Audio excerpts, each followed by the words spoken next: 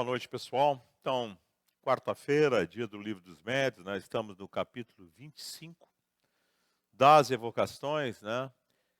E estamos no item de questões sobre evocações, nós paramos na 28ª e vamos fazer hoje a 29ª em diante. É isso.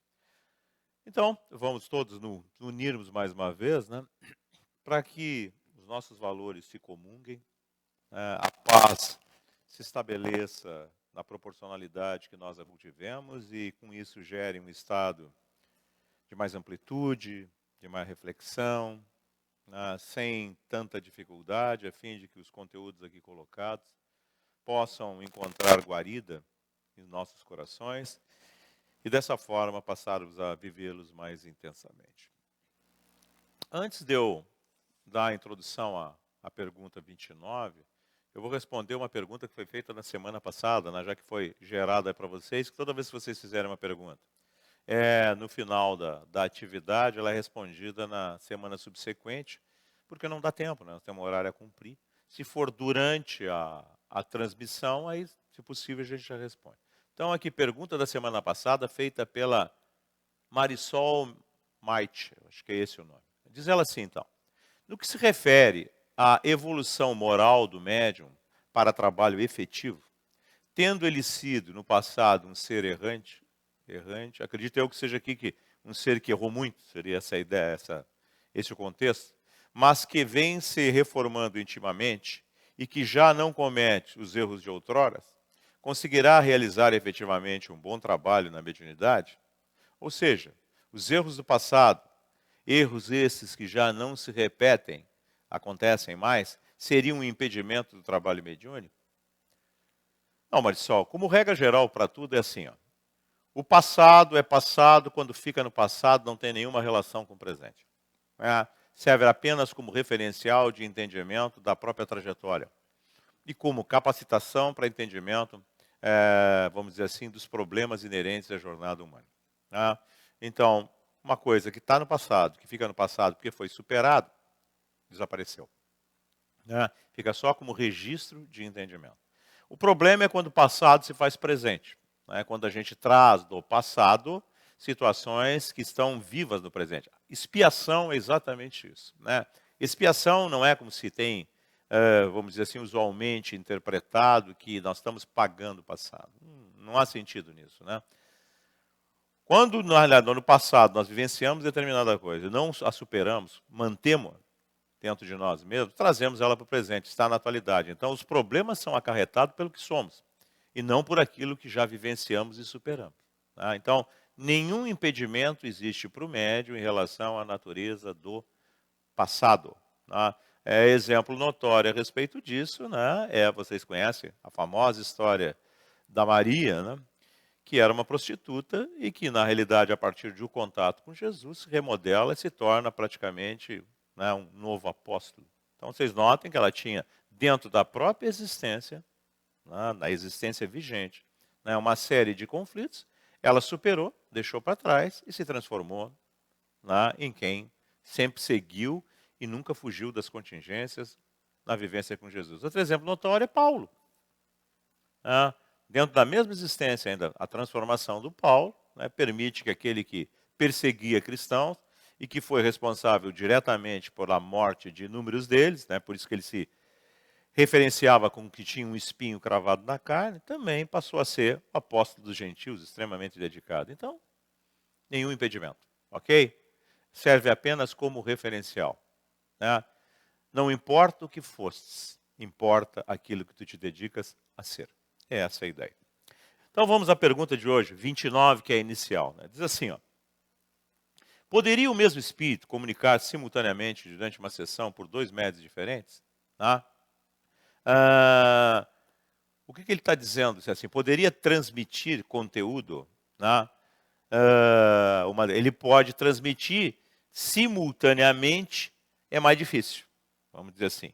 Mas ele pode alternar entre dois médiums, porque ele tem que manter a relação imediata com o médium. Vocês vão ver que na nota do Kardec ele vai falar a respeito disso. Mas vamos à resposta. Tão facilmente quanto entre vós que ditam várias cartas ao mesmo tempo. Bom, nota. vimos um espírito responder, servindo-se de 2 médios ao mesmo tempo, as perguntas que lhe eram dirigidas por um francês, por outro em inglês, sendo idênticas as respostas quanto ao sentido. Algumas eram até a tradução literal de outras.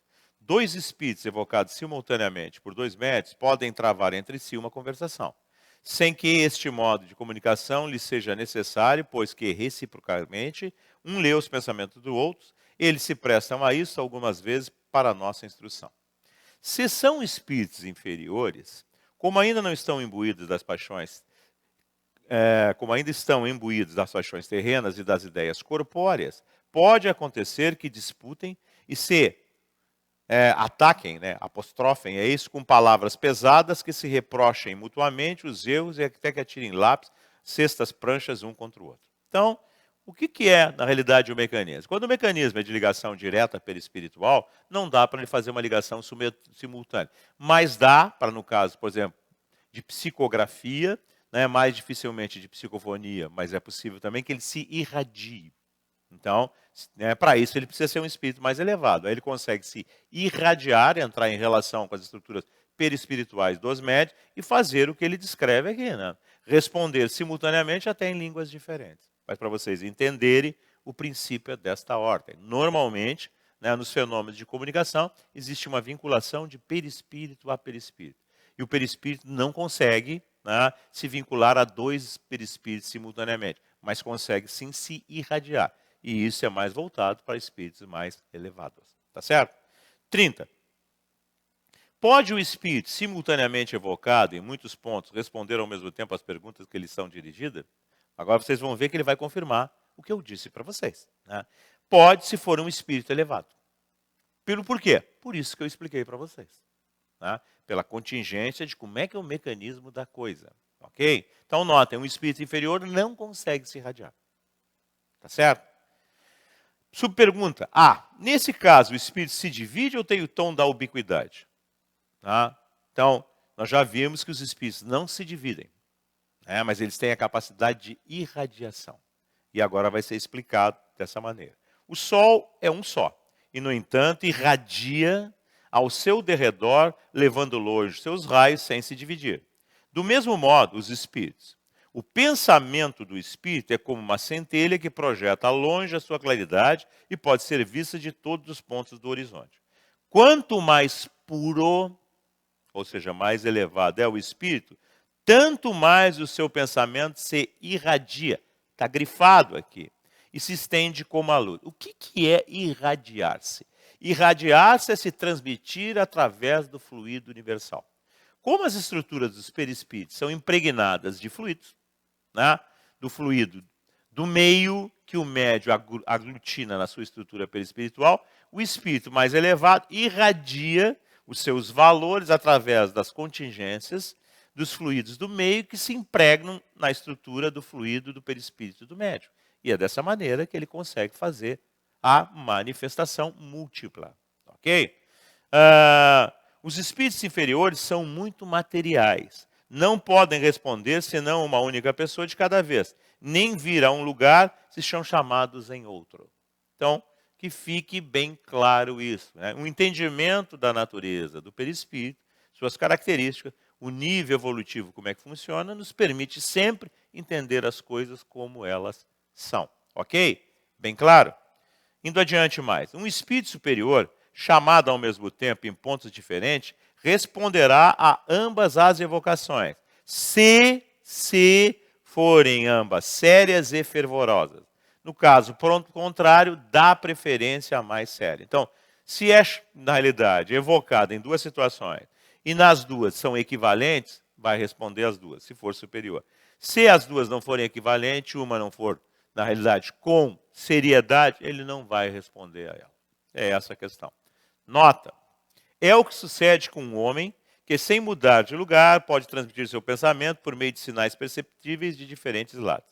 Numa sessão da Sociedade Parisiense de Estudos Espíritas, em a qual fora discutida a questão da ubiquidade, um espírito ditou espontaneamente a comunicação seguinte. Prestem atenção, ok?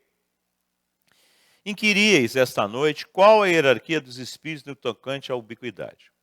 Comparai-vos a um aerostato que se eleva pouco a pouco nos ares. Aerostato é um balão, para vocês saberem o que é. Um balão de ar quente, ou na época só existia de ar quente. Hoje tem de outros gases nobres, hélio, coisas desse tipo, que fazem flutuar. Mas indo adiante. Enquanto ele rasteja na terra, só os que estão dentro de um pequeno círculo o podem perceber. À medida que se eleva, o círculo se lhe alarga e, chegando a certa altura, se torna visível a uma infinidade de pessoas. É o que se dá conosco. Um mau espírito que ainda se acha preso à terra permanece num círculo restrito entre as pessoas que o veem ou o percebem, né, ou interagem com ele. Suba ele na graça, ou seja, evolua, né, melhore, se poderá conversar com muitas pessoas. Quando se haja tornado um espírito superior, pode irradiar como a luz do sol, mostrar-se a muitas pessoas e em muitos lugares ao mesmo tempo, sem que se divida. Ok? É um processo de emissão múltipla, né? Gerenciado pelo mesmo espírito em várias direções com várias características, de acordo com a natureza característica do meio. A gente diz, puxa, mas é difícil de compreender. É difícil de compreender porque a gente raciocina nas nossas características, né? O que é diferente para um espírito superior que consegue responder várias coisas ao mesmo tempo. Ok? 31ª. Podem ser evocados os puros espíritos, ou os espíritos puros, os que hão terminado a série de suas encarnações, ou seja, aqueles que não reencarnam mais. Poder pode, né? Mas é muito difícil, praticamente quase que impossível, né? Podem, mas muito raramente atenderão. Eles só se comunicam com os corações puros e sinceros, e não com os orgulhosos e egoístas. Por isso mesmo, é preciso desconfiar dos espíritos inferiores que alardeiam essa qualidade, ou seja, que se colocam como tal, tá? Para se darem importância aos vossos olhos. Ou seja, o que é isso? Isso é uma manifestação que é mística, né? Quando um espírito mistifica uma situação. Ok? 32º. Como é que os espíritos dos homens mais ilustres acodem tão facilmente, tão familiarmente aos chamados dos homens mais obscuros? Ah, então vocês vão ver que depende dessa notoriedade que ele está falando aí. Notoriedade referente a quê? A que situação nós está se referindo? Olha a resposta que vai dizer exatamente o que eu acabei de dizer para vocês. Os homens julgam por si os espíritos, o que é um erro. O que ele quer dizer com isso? Na realidade, a gente não pode pensar, entender que um espírito tem um comportamento, tem características evolutivas todas iguais. Depende do nível de evolução. Assim como os homens são diferentes, os espíritos também são diferentes. Tá certo? E os espíritos mais elevados são diferentes de todos os homens. Poderíamos dizer assim. Após a morte do corpo, as categorias terrenas deixam de existir. Então, por isso que eu falei para vocês. Na pergunta ele diz assim, homens ilustres. Ilustrem para quê? Para a categoria humana. Para a categoria de desencarnado, essa condição ilustre é muito relativa. Ok? Bom, só a bondade estabelece distinção entre eles. E os que são bons vão a toda parte onde haja um bem a fazer-se. Então, notem que nem todos os ilustres, entre aspas, do planeta podem responder a todos os homens. Bem claro? 33º. Quanto tempo deve decorrer depois da morte para que se possa evocar um espírito? Depende do nível de evolução do espírito. Isso é uma regra geral para tudo, né? Mais elevado, menos estado de perturbação, mais capacidade de responder, mais o quê? Rapidamente. Ok? Mais perturbação, mais atrasado, mais difícil de responder imediatamente. Ok? Então, vamos à resposta. Podeis fazê-lo no instante mesmo da morte. Mas, como nesse momento o espírito ainda está em perturbação, só muito imperfeitamente respondem. Nota, sendo variável o tempo que dura a perturbação, não pode haver prazo fixo para fazer-se a evocação. Que é o que eu falei para vocês. Entretanto, é raro que ao cabo de 8 dias, o espírito já não tenha conhecimento do seu estado para poder responder. Nem sempre, diria eu, né? Algumas vezes isso lhe é possível 2 ou 3 dias depois da morte. Em todos os casos, se pode experimentar com prudência. Tá? O que é a prática referenda? Né? Que esse tipo de situação de 7 a 8 dias é para espíritos que já têm um nível de equilíbrio razoável. 2 e 3, mais ainda. Ok? A grande maioria dos espíritos que estão em conturbação se acham iludidos com situações, ou presos às injunções do desencarne, em conflito, com dificuldades, com dores, ou ainda com ilusões de que estão encarnados. Ok? 34º. A evocação no momento da morte é mais penosa para o espírito que algum tempo depois? Né? Depende do nível evolutivo do espírito. Se ele está em perturbação, evidentemente que sim. Né? Então, a resposta, algumas vezes. É como se vos arrancassem do sono, antes que estivesseis completamente acordados. Alguns há, todavia, que de nenhum modo se contrariam com isso e aos quais a evocação até ajuda a sair da perturbação. Se são espíritos melhores, né? Evidentemente. 35º. Como pode o espírito de uma criança que morreu em tenra idade responder com conhecimento de causa, se quando viva ainda não tinha consciência de si mesmo? Tá? Então, olhem a resposta, e está grifada a resposta. A alma da criança é um espírito, aí a partir daí está grifado em original. É um espírito ainda envolto nas faixas da matéria. Porém, desprendido desta, goza de suas faculdades de espírito, porquanto os espíritos não têm idade, o que prova que o da criança já viveu. Entretanto, até que se ache completamente desligado da matéria, pode conservar na linguagem traços do caráter da criança. Nota, olhem bem, a influência corpórea que se faz sentir por mais ou menos tempo varia de acordo com o nível evolutivo do espírito. Vocês dizem, mas uma criança é um espírito imortal, tem uma trajetória, tem um patrimônio. A gente não vê crianças da mesma faixa de idade, uns com temperamento, com características extremamente danosas e outros não. Da onde é oriundo isso? Senão do patrimônio que aquele espírito que está se adequando ao novo corpo em desenvolvimento cognitivo e controle dos órgãos, na realidade traz todas essas coisas. Então, os estados do pós-morte estão associados ao nível de evolução do espírito. Ok? Seja em que faixa ele se encontre de tempo ou de idade. Mas seguindo. Tá? Então, a influência corpórea que se faz sentir por mais ou mesmo tempo sobre o espírito da criança, igualmente é notada às vezes nos espíritos que morreram em estado de loucura. Tá? O espírito em si mesmo não é louco. É uma afirmação contundente do Kardec, extremamente verdadeira. Ou seja, nós podemos ter loucura. O Adolfo Bezerra de Menezes escreveu um livro a respeito disso. Se chama A Loucura sob Novo Prisma. É o título do livro. Ele faz, enquanto encarnado ainda, hein? Não é como espírito, enquanto encarnado. Lá ele descreve a loucura sobre, vamos dizer assim, dois grandes prismas. Uma de origem orgânica, alteração de órgãos, alterações metabólicas, e outra de origem emocional. Ok? Bom, então, todas as duas repercutem na estrutura do espírito. Por quê? Porque a de emocional é criada pela própria estrutura dos conflitos do espírito, né? E a orgânica é derivada dos conflitos do espírito que se projetam sobre o corpo físico.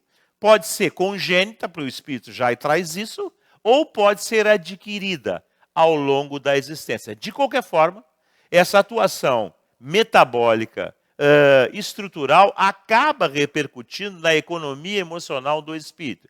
E isso vai durar um tempo maior ou menor, conforme o grau de vinculação que ele tem com isso. Mas o espírito, essencialmente a sede espiritual, não tem, na sua essência, patrimônios desta ordem. Se vincula temporariamente a eles. Por isso que ele diz, né, que o quê? Que os espíritos não é louco. Né? Não existe espírito que vá manter um desequilíbrio por tempo indefinido. Mesmo aqueles que nascem congenitamente assim. Né?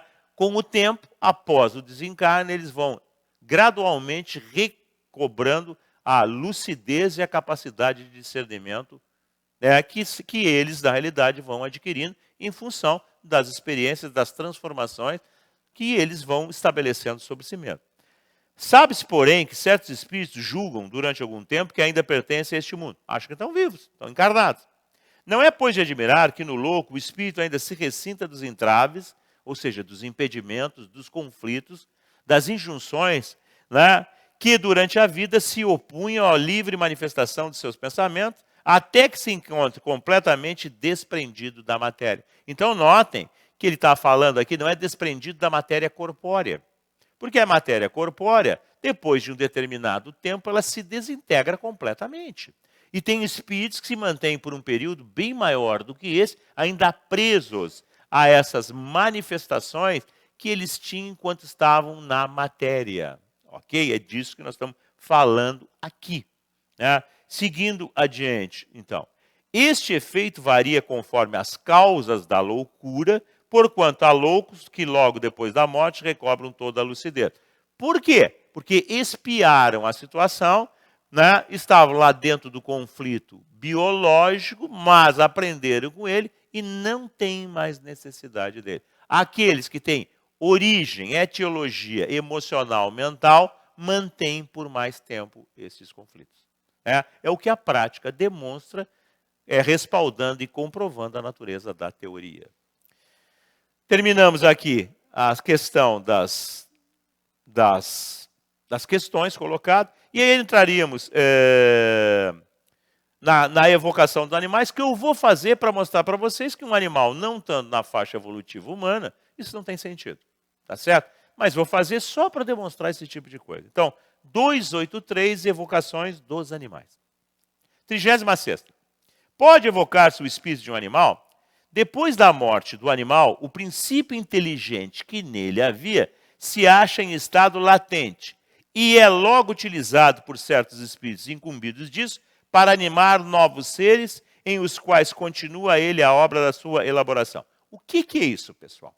Então, um animal, o princípio inteligente, o que é isso? É aquilo que um dia vai se tornar espírito com E maiúsculo.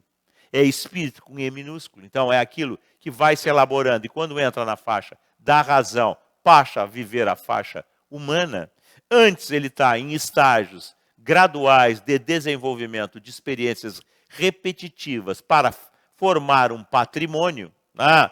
Basicamente é isso. Quando ele desencarna, ou seja, quando ele morre o corpo biológico, o princípio inteligente se desvincula daquele corpo biológico que acabou de morrer.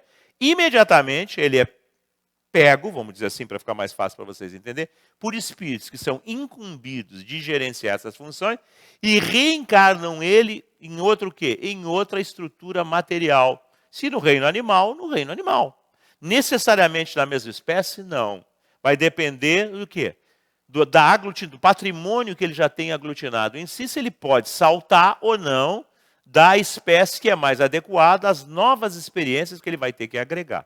Então é isso que acontece, tá certo? E vocês vão dizer, mas eu vejo na erraticidade lá nos livros falando que tem pássaros, e tem cães, e tem não sei o que mais. São cópias fluídicas, normalmente feitas a respeito disso, quando não são seres, né, que processo de zoantropia por processo obsessivo, o que é isso?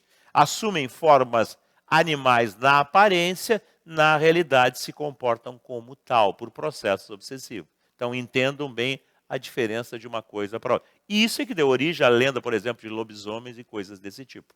Isso continua a existir na atualidade? Completamente. A gente lida com situações desse tipo. Mas indo adiante, então. Assim, no mundo dos espíritos não há errantes, espíritos de animais, porém, unicamente espíritos humanos. Bem claro. Bem claro, entender então não tem confusão para a gente entender o que está descrito nos livros e o que é a relação aqui colocada. Ok? Como é então que, tendo evocado animais, algumas pessoas não obtido resposta? Olhem bem isso. Olhem bem isso. Evoca um rochedo, essa resposta é sensacional. E ele responderá: há sempre uma multidão de espíritos prontos a tomar a palavra sobre qualquer pretexto. Olhem bem, então, essa questão de respostas, na realidade, é embuste, é mentira, é mistificação. Bem claro? Nota, pela mesma razão, se evocar um mito ou uma personagem alegórica, né, ela responderá. Tá? Isto é, responderão por ela, e o espírito, como sendo ela se apresentar, lhe tomará o caráter e as maneiras. Então, por exemplo, vou evocar o espírito de Napoleão. Aí entra lá o médium de comunicação, bota a mão assim. É o Napoleão? Evidentemente que não. Isso não prova nada. E é disso que ele estava. Então eu vou evocar um espírito de uma fábula. Vai responder? Vai. A fábula não existe. Mas as pessoas acreditam nesse tipo de conteúdo. E aí começa a nascer toda a distorção que existe dentro do meio espiritualista. E muitas vezes dentro do próprio meio espírita. Estão me entendendo? Indo adiante, então. Alguém teve um dia a ideia de evocar Tartufo e Tartufo. Veio logo, mas ainda falou de Orgon, de Elmira, de Dâmede e de Valéria, de quem deu notícias. Quanto a si próprio, imitou o hipócrita com tanta arte que se diria o próprio Tartufo, se este houvera existido. Tá? É um personagem de uma peça, de um conteúdo.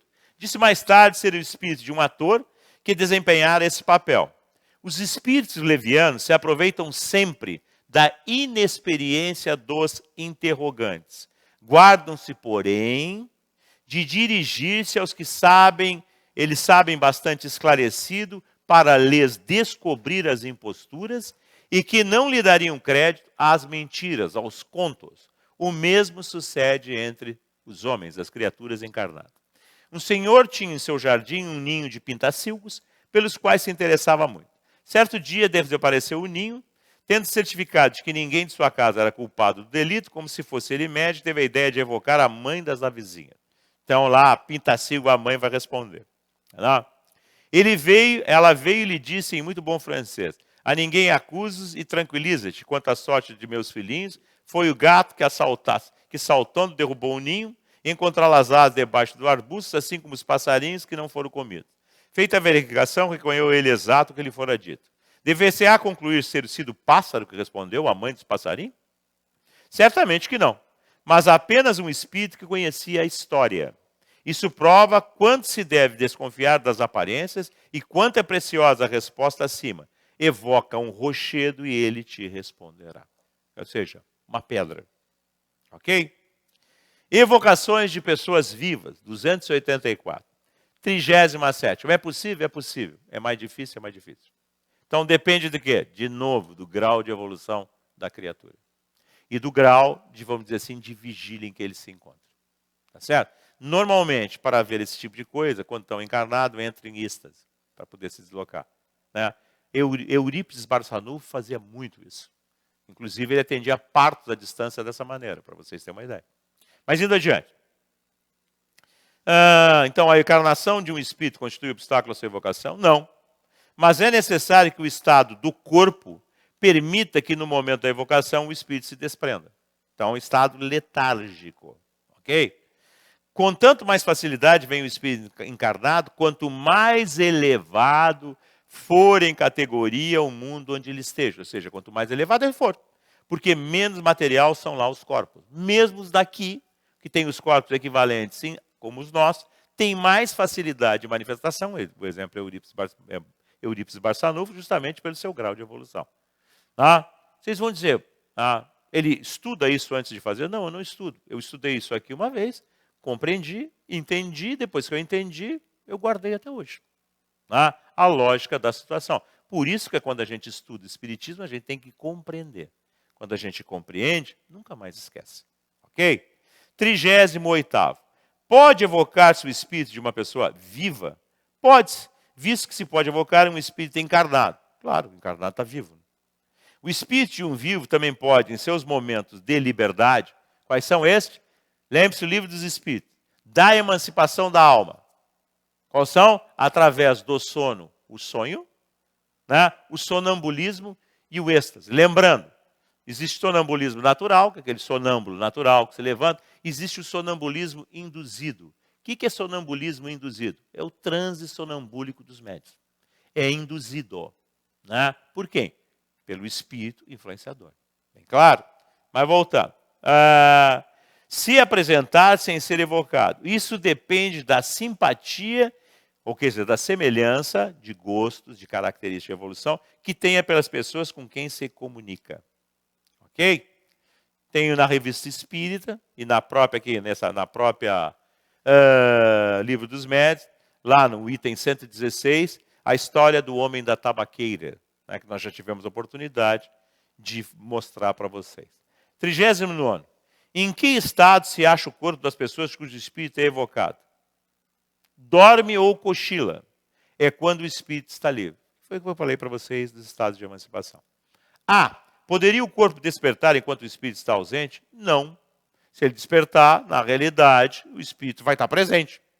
Ah, então o que acontece? Como é que a gente desperta? Porque o nosso espírito está extremamente jungido ao corpo. Ah, então, tem um incêndio, eu estou dormindo, estou em desprendimento. Essa notícia, né, do calor, da circunstância, vai via perispírito, o famoso cordão prateado, laço prateado, o nome que vocês quiserem. Mas é o perispírito, é parte do perispírito que liga a parte do perispírito que ficou vinculada ao corpo com a parte do perispírito que foi com o espírito desenvolver uma atividade. Comunica, o espírito imediatamente retorna e se vincula ao corpo. Aí acorda. Ah, a pessoa que morre quando a gente está dormindo, ela se acorda. Se vocês querem saber, né? Pessoas que têm mal súbito, ela não morre fora do corpo. Né? Quando ela começa a ter o ataque cardíaco, imediatamente o espírito se vincula ao corpo. Ela sofre o ataque cardíaco e desencarna. E assim, todas as situações. Tá certo? Então, resposta. Poderia o corpo despertar enquanto o espírito está ausente? Não. O espírito é forçado a reentrar na sua habitação. Se no momento ele estiver confabulando convosco, deixa-vos e às vezes diz por que motivo. Ok? Então, que hiato é esse? O hiato do que está querendo voltar à vigília. E aí é uma atração e o espírito já se vincula novamente, totalmente. Porque ele nunca teve desvinculado totalmente do corpo. 40ª. Como estando ausente do corpo, o espírito é avisado da necessidade da sua presença. Vamos ver se eu menti para vocês. Né? O espírito jamais está completamente separado do corpo, vivo em que habita. Qualquer que seja a distância que se transporte, ele se conserva ligado por um laço fluídico que serve para chamá-lo quando se torna preciso. Esse laço só a morte o rompe. O que é isso? Parte da estrutura do perispírito. Tá? Nota, esse lado fluídico ha sido muitas vezes percebido por médiuns videntes. É uma espécie de cauda fosforescente que se perde no espaço e na direção do corpo. Alguns espíritos estão dito que por aí é que se reconhece os que ainda se acham presos ao mundo corpóreo. Exatamente. Um espírito desencarnado sabe que está ligando com o espírito encarnado justamente por causa disto. Outro detalhe, né, esse ponto de ligação desse facho, né, dessa estrutura que parece um cabo, vamos dizer assim, é prateado, é branco esbranquiçado prateado, com o corpo depende das características do espírito. Então, nós temos vários centros de força, que são basicamente situados, vamos dizer assim, de uma forma, por equivalência, mais ou menos na mesma posição dos plexos nervosos. Né? Então, de acordo com a característica evolutiva do espírito, esse facho está ligado em determinados lugares específicos. Ok? 41ª. Que sucederia se durante o sono e na ausência do espírito o corpo fosse mortalmente ferido?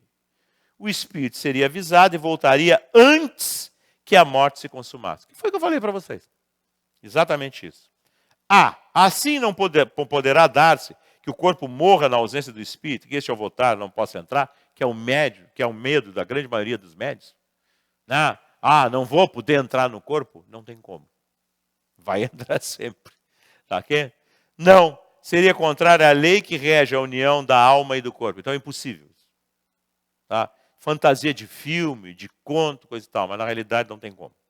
B. Mas se o golpe for dado subitamente de improviso, o espírito será prevenido antes que o golpe mortal lhe seja vibrado. Né? Então pelo quê? Como que ele vai ser... Porque existe a intenção. Existe a irradiação do que aquele que tem a intenção que se aproxima. Então, quando ele está pensando, ele está irradiando. Quando está irradiando, se projeta no meio. E o meio conduz, e o espírito recebe. Bem claro. A mesma coisa que o fogo, que eu falei para vocês. Igual. O mecanismo é o mesmo. Nota, interrogando sobre este fato, respondeu o espírito de um vivo. Se o corpo pudesse morrer na ausência do espírito, este seria um meio muito cômodo de se cometerem suicídios hipócritas. Tá? Nem vou comentar. 42º. O espírito de uma pessoa evocada durante o sono é tão livre de se comunicar como de uma pessoa morta? Evidentemente que não. Por quê? Porque ele tem os entraves materiais. Então, não, a matéria sempre o influencia mais ou menos. Quanto mais evoluído, menos a matéria o influencia, mais liberdade ele tem. Ok? Então, notem, por exemplo, figura notória de Jesus. Sobe no Tabor, a transfiguração, a famosa transfiguração de Jesus. O que é aquilo? Ele estava encarnado. Não estava? Estava. E ele não entra em relação direta com outros espíritos e não brilha completamente por causa do seu nível de evolução. Ok? Tanto que ele consegue falar com Moisés. Indo adiante, então.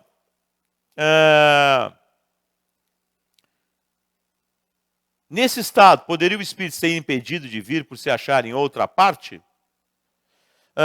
Sim, pode acontecer que o espírito esteja num lugar onde lhe apraz permanecer e então não acode à evocação, sobretudo quando feita por quem não o interessa. Tá? Então, notem que o espírito pode vir como pode não vir. Ele pode estar desvinculado do corpo, está numa situação, eu evoco ele, está encarnado, ele não vem, porque ele não tem interesse. É isso a natureza da resposta. 43º. É absolutamente impossível evocar-se o espírito de uma pessoa acordada? Não, como eu disse para vocês, mas ela vai ficar num estado de torpor. Ok? É o caso, por exemplo, notório dos estáticos. O estático está acordado, mas ao mesmo tempo não está acordado. É o caso do transe mediúnico. Está acordado, mas ao mesmo tempo não está acordado. Está em sono profundo. Tá certo? Mas está acordado. As funções de vigília estão em funcionamento, não totalmente. Mas todas as atividades estão plenamente exercidas. Somente a consciência que não está. Ok? Então, vamos à resposta. Então, é absolutamente impossível evocar-se o espírito de uma pessoa acordada? Ainda que difícil, não é absolutamente impossível. Porquanto, se a evocação produz efeito, então, se o espírito responde à situação, pode dar-se que a pessoa adormeça, mas o espírito não pode comunicar-se como espírito, senão nos momentos em que sua presença não é necessária à atividade inteligente do corpo. O que é atividade inteligente do corpo? Controle corpóreo. Ok? Então, vocês vão dizer, por isso que eu falei para vocês, nós vamos dividir esse controle corpóreo em atividades de consciência e atividades subjetivas de controle corporal. Essas atividades subjetivas que são feitas pelo cerebelo, elas continuam a ser exercidas. A parte do perispírito que fica com o corpo preside essas funções. A parte do perispírito que vai com o espírito, que é a parte consciente, diremos assim, essa não vai poder entrar em funcionamento, porque está em deslocamento. Então é disso que ele está falando aqui, da atividade inteligente do corpo, para vocês poderem entender. Nota, a experiência prova que a evocação feita durante o estado de vigília pode provocar o sono, que foi o que eu falei para vocês, ou pelo menos um torpor, que foi o que eu descrevi, aproximado do sono. Mas semelhante efeito não se pode produzir senão por ato de uma vontade muito enérgica e se existirem laços de simpatia entre as duas pessoas. Então, o evocador tem que ter uma determinação, uma vontade muito enérgica, e o espírito tem que ter o quê? Relação também com o evocador. E também tem que ter uma vontade muito grande. Então, notem que essas duas condições são necessárias. De outro modo, a evocação nenhum resultado dá. Então, não é muito fácil. Mesmo no caso da evocação poder provocar o sono, se o momento é inoportuno, a pessoa não querendo dormir oporá resistência. E se sucumbir, seu espírito ficará perturbado e dificilmente responderá. Por quê? Porque ele não tem afinidade. Segue-se daí que o momento mais favorável para a evocação de uma pessoa viva é do seu sono natural. Ou seja, é o que os espíritos fazem durante as atividades noturnas. Então, a gente está numa casa espírita, termina o trabalho, vai para casa, dorme, desprendimento do corpo, continua em atividade. É isso que ele está falando aqui. Para aqueles que efetivamente têm um largo laço afetivo com essas atividades. Aqueles que vêm e batem cartão só, dorme, sai do corpo e vão para outro lugar. Segue-se daí que o momento mais favorável para a evocação de uma pessoa viva é do sono natural, porque, estando livre, seu espírito poderá vir ter com aqueles que o chama, do mesmo modo que poderá ir a algures. E algures é para ir a qualquer outro lugar. Tá certo? Quando a evocação é feita com consentimento da pessoa, e esta procura dormir para esse efeito, pode acontecer que essa preocupação retarde o sono e perturbe o espírito. Por isso, o sono não forçado é sempre preferível. Espontâneo, natural, como tudo, natural. 44ª. Evocado, uma pessoa viva conserva a lembrança da evocação depois de despertar? Não, a gente desenvolve atividades espirituais, na maioria das vezes não se lembra, a não ser que seja demarcado que haja a necessidade dessa lembrança. Então a resposta normalmente é não. Né? Então não. Vós mesmos sois mais frequentemente do que pensais. Então acontece conosco muito mais frequentemente do que a gente pensa. Só o Espírito sabe, podendo às vezes deixar do fato uma impressão vaga, não certa, né? Qual a de um sonho? Que a gente só se lembra se houver um motivo de analogia que excita essa lembrança. Que é o que acontece conosco. Às vezes a gente acorda de manhã, não se lembra de nada, durante o dia está lá uma determinada situação, faz uma associação e a gente se lembra da situação. Ok? Quem pode evocar-nos, sendo nós como somos seres obscuros? Então, quem é que pode nos chamar para o nosso nível evolutivo? Pode suceder que em outras existências tenhais sido pessoas conhecidas nesse mundo ou em outros mundos. Podem fazê-lo igualmente vossos parentes e amigos nesse mundo ou em outros.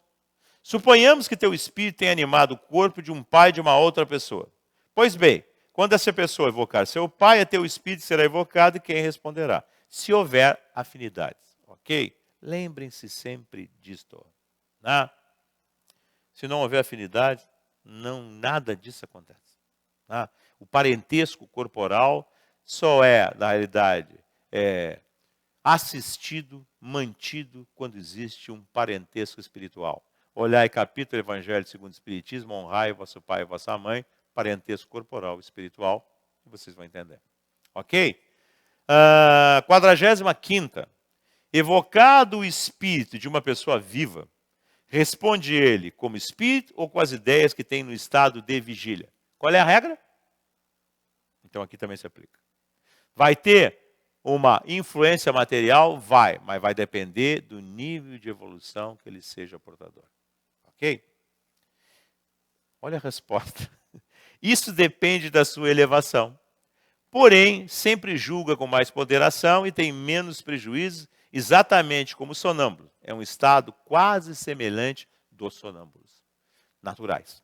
Vamos dizer assim. Ok? 46º. Se fosse evocado no estado de sono magnético, o que é isso? O que é sono magnético? É o sono induzido, é o sono do médium. Né? É aquela situação em que o médium está em transe sonambúlico. Então vamos dizer, vamos evocar o espírito do médium em transe que está em atividade. É essa a pergunta. Então, se fosse evocado no estado de sono magnético, o espírito de um sonâmbulo seria mais lúcido do que de qualquer outra pessoa?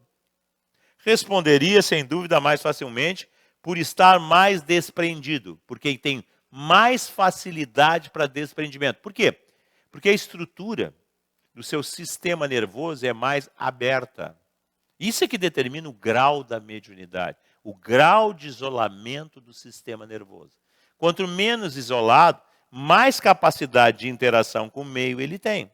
E, consequentemente, maior a capacidade de manifestação.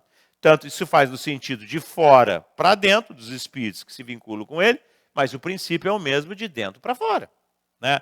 Evidentemente que a mediunidade não determina o padrão evolutivo do médium. Então, nós podemos ter essa capacidade, mas o direcionamento, a sabedoria que nós vamos ter, vai depender do nível evolutivo do médium. A mediunidade permite, mas o direcionamento e a capacidade depende do nível evolutivo do médium. Mas voltando, então, responderia sem dúvida mais facilmente por estar mais desprendido.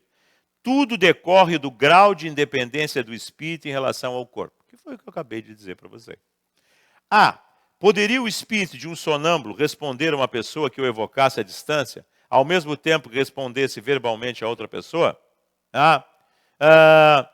essa capacidade de se manifestar múltipla, nós já vimos anteriormente que é inerente aos espíritos superiores, né? Para que um médium fizesse isso, ele teria que ser um espírito extremamente elevado. O Chico Xavier talvez conseguisse fazer esse tipo de coisa. A grande maioria dos médiums, não. Ok? Então vamos para a resposta. A faculdade de se comunicar simultaneamente em dois pontos diferentes só a tem os espíritos completamente desprendidos da matéria. Então, pode estar na carne, pode Jesus fazer isso. Ele entrava em relação com Deus e entrava em relação conosco. Não? Simultaneamente. 47º. Poder-se-iam modificar as ideias de uma pessoa em estado de vigília, atuando seu espírito durante o sono? Claro que pode. Não? Tudo vai depender do grau de recepção que o espírito, quando está afastado do corpo durante o sono, tiver em relação à natureza da ideia que ele recebe.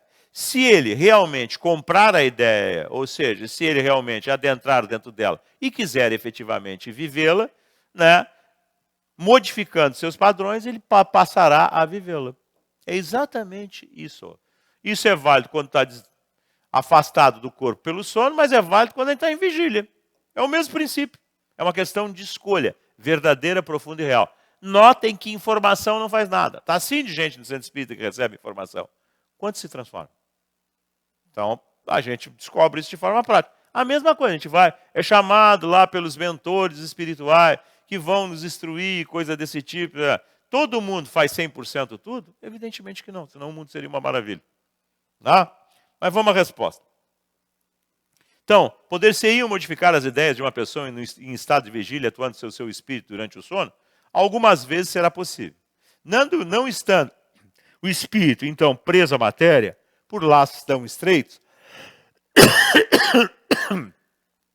mais acessível se acha as impressões morais, e essas impressões podem influir sobre a sua maneira de ver no estado comum. Desculpe.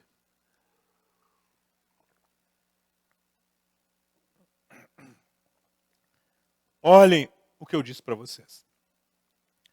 Infelizmente, acontece com frequência, então o mais comum, que ao despertar, quando ele desperta, a natureza corpórea predomina e lhe faz esquecer as boas resoluções que haja tomado. O que é isso?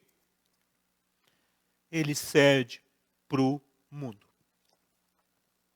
Entenderam? Então, está lá, recebe conselho, diz que vai fazer, diz que vai concordar, que nem nós. Chegamos no centro espírita, todo mundo faz assim com a cabeça, e tereré, durante a atividade mediúnica fica todo mundo com aquela cara, e coisa e tal. Saído pela porta, acabou tudo. É a mesma coisa. Então vai depender do grau de seriedade efetiva que eu transladar essa ideia para a minha estrutura interna. Exatamente isso. Tá? Entendam bem isto. 48ª. É livre o espírito de uma pessoa viva de dizer o que queira? É óbvio. Não. Ele tem suas faculdades de espírito, por consequente, seu livre-arbítrio. E como então dispõe de mais perspicácia, se mostra mais circunspecto no estado de vigília. Tá? Bom, 49º. Poder-se-ia, evocando, constranger uma pessoa a dizer o que quisesse calar? Mas tem livre-arbítrio. Normalmente é muito difícil. A não ser por um enorme constrangimento moral, do que quem vai inquirir tem uma enorme estrutura moral que vai gerar naquele que é inquirido um constrangimento enorme. Mas isso é muito difícil. Eu disse que o espírito tem o seu livre-arbítrio. Pode, porém, dar-se que, como espírito, a pessoa ligue menos importância a certas coisas do que no estado de vigília, ou seja, no seu estado ordinário. Podendo, então, sua consciência falar mais livremente. Demais, se ela não quiser falar, poderá sempre fugir às importunações, indo-se o seu espírito embora, porquanto ninguém pode reter um espírito como se retém o corpo. Ok? 50ª. Poderia o espírito de uma pessoa viva ser constrangida por outro espírito a vir e falar como se dá com os espíritos errantes? É isso que eu falei para vocês. Entre os espíritos, sejam de mortos ou de vivos, ou seja, de encarnados, não há supremacia senão por efeito de superioridade moral. Que eu disse para vocês anteriormente. E bem deves compreender que um espírito superior jamais prestaria apoio a uma covarde indiscrição. Nota de esclarecimento. Este abuso de confiança seria efetivamente uma ação má, mas que nenhum resultado poderia produzir, pois que não há meio de arrancar-se um segredo ao espírito que o queira guardar, a menos que, dominado por um sentimento de justiça, confessasse o que em outra circunstância calaria. Que foi que eu falei do constrangimento moral para vocês. Uma pessoa que saber por esse modo, de um de seus parentes, se o testamento que por este fora feito era a seu favor. O espírito respondeu, sim, minha cara sobrinha, e terás em breve a prova. A coisa era de fato real, mas pouco dia depois o parente destruiu seu testamento e teve a malícia de fazer disso ciente a pessoa, sem que, entretanto, haja sabido que esta o evocara. Um sentimento instintivo levou sem dúvida a executar a resolução que o seu espírito tomara de acordo com a pergunta que lhe fora feita. A covardia em perguntar-se ao espírito de um morto ou de um vivo, o que não se ousaria perguntar diretamente à sua pessoa. Covardia essa que nem mesmo tem por compensação o resultado que se pretende. 51ª. Pode evocar-se um espírito cujo corpo ainda se acha no seio materno? Não, evidentemente que não. Ele está em estado de perturbação para a reencarnação. Ok? Não, bem sabes que neste momento o espírito está em completa perturbação. Perturbação até que é maior do que no desencarne, para vocês terem uma ideia. Nota, a encarnação não se torna definitiva senão no momento em que a criança respira. Corta o cordão umbilical. Ok? E ele é forçado a respirar. Desde a concepção do corpo, o espírito designado para animá-lo é preso em uma perturbação que aumenta à medida que o nascimento se aproxima. Ele tira a consciência de si mesmo e, por conseguinte, a faculdade de responder. Bem claro? Então, essa história, se porventura, em alguma situação, disser que está falando com uma criança que vai nascer, é mentira. 52ª. Poderia um espírito mistificador tomar o lugar de uma pessoa viva que o evocasse? Claro que pode. Claro que pode. Não? É fora de dúvida que sim. E isso acontece frequentemente, sobretudo quando não é pura intenção do evocador. Em suma, a evocação das pessoas vivas só tem interesse como estudo psicológico. Nada mais do que isso. Né? Para fazer uma comparação entre a consciência de vigília e o estado profundo do espírito. Por isso que não é nada comum. Ok? Convém que dela vos abstenhais, tá? Sempre que não possa ter um resultado instrutivo. Que seria essa comparação? Mera curiosidade? Não leva a nada. Então, não é comum, nem é recomendado.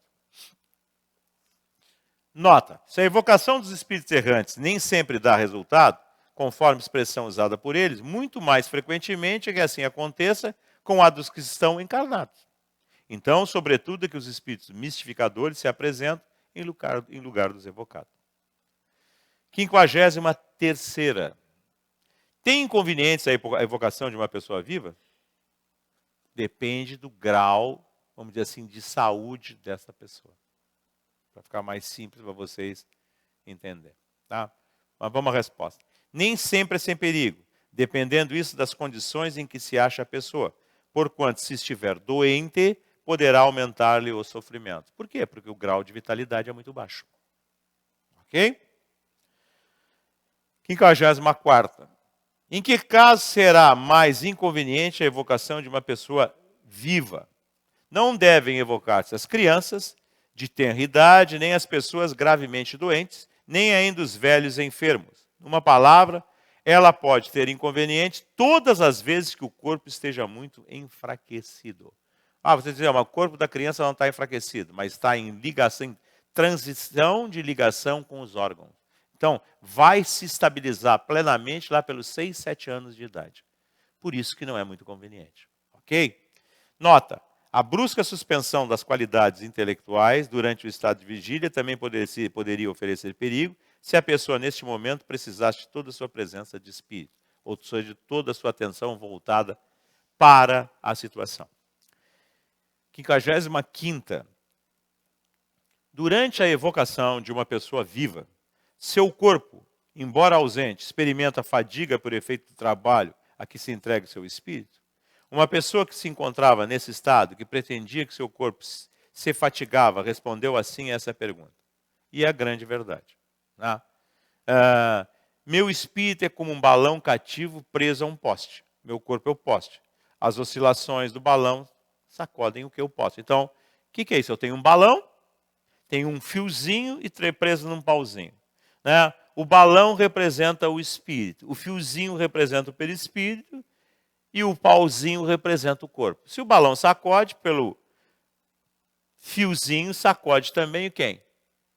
O pauzinho. Então, por isso que a gente, por exemplo, quando sonha, está muita atividade, corre, foge, faz isso, aquilo, a gente não se acorda cansado? Vocês notem que, por exemplo, a própria ciência sabe, né, através da análise daquilo que é chamado movimento rápido dos olhos, uma sigla em inglês, REM, né, que mostra que o que está em plena atividade, né, dependendo da atividade, vai gerar cansaço. Por quê? Porque o corpo reage a essas impressões, de forma o quê? Dinâmica metabólica muscular. Bem claro? 56. Pois que as evocações das pessoas vivas podem ter inconveniente quando feitas sem precaução, deixa de existir perigo quando se evoca um espírito que não se sabe se está encarnado e que poderia não se encontrar em condições favoráveis? Não. Por quê? Porque não vai vir. As circunstâncias não são a mesma. Ele só virá se tiverem condições de fazê-lo. Aliás, eu já não vos disse que se me perguntassem antes de fazer uma evocação se ela é possível? Exatamente por causa disso. 57.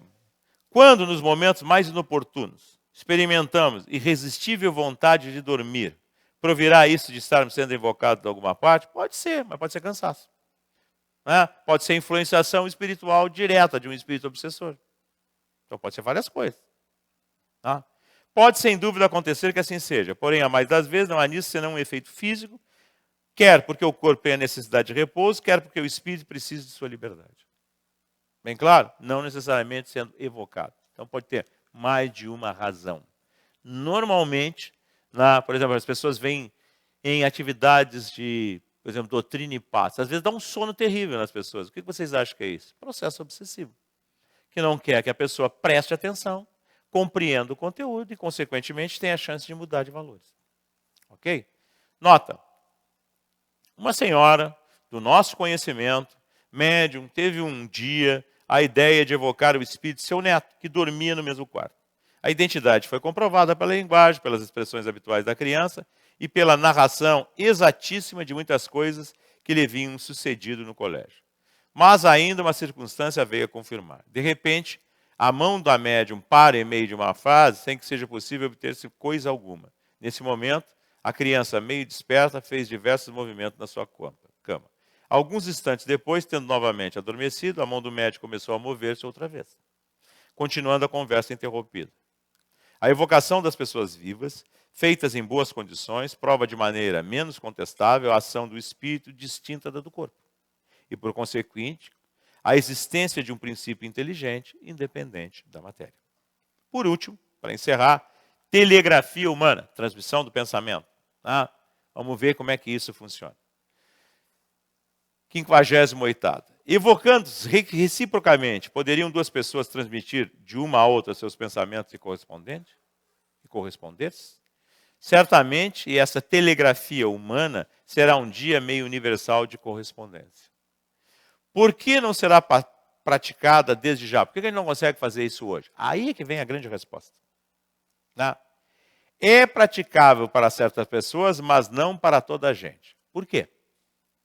Preciso é que os homens se depurem, a fim de que seus espíritos se desprendam da matéria, e isso constitui uma razão a mais para que as evocações se façam em nome de Deus.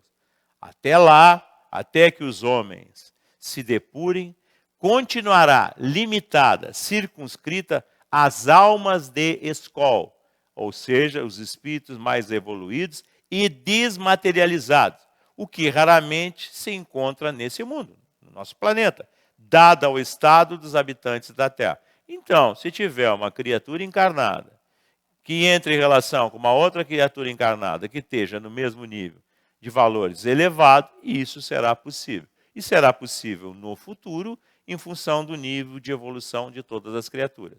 Tá? Então, notem que o Espírito se irradia. Então, o pensamento é transmitido pela própria irradiação do Espírito, que é diferente da estrutura de como nós pensamos que o pensamento é transmitido. Tá? Lembre-se que ele fez uma analogia telegrafia, porque a telegrafia é um sinal que é conduzido por uma linha física. Então, as emanações do Espírito são conduzidos através do fluido universal. É o próprio Espírito que se projeta. Então, o pensamento do Espírito é a projeção do próprio Espírito. Nunca se esqueçam disso. Ok? Então, por hoje, conseguimos até terminar mais cedo. Né? Nós vamos encerrar, completamos o capítulo, né, desta noite, encerramos o capítulo das evocações e vamos findando por aqui. Semana que vem entraremos em relação aos capítulos que virão. Nós só vou fazer talvez só parte desse capítulo que vem a seguir, e aí vou entrar no capítulo subsequente, que é bem mais importante, que é o capítulo 27, que é das contradições e das mistificações, ok? Vou fazer alguma parte, vou selecionar o que é mais interessante aqui, e vou fazer, e vou entrar no outro capítulo em seguida. Ok, pessoal? Era isso, né, que nós tínhamos para hoje.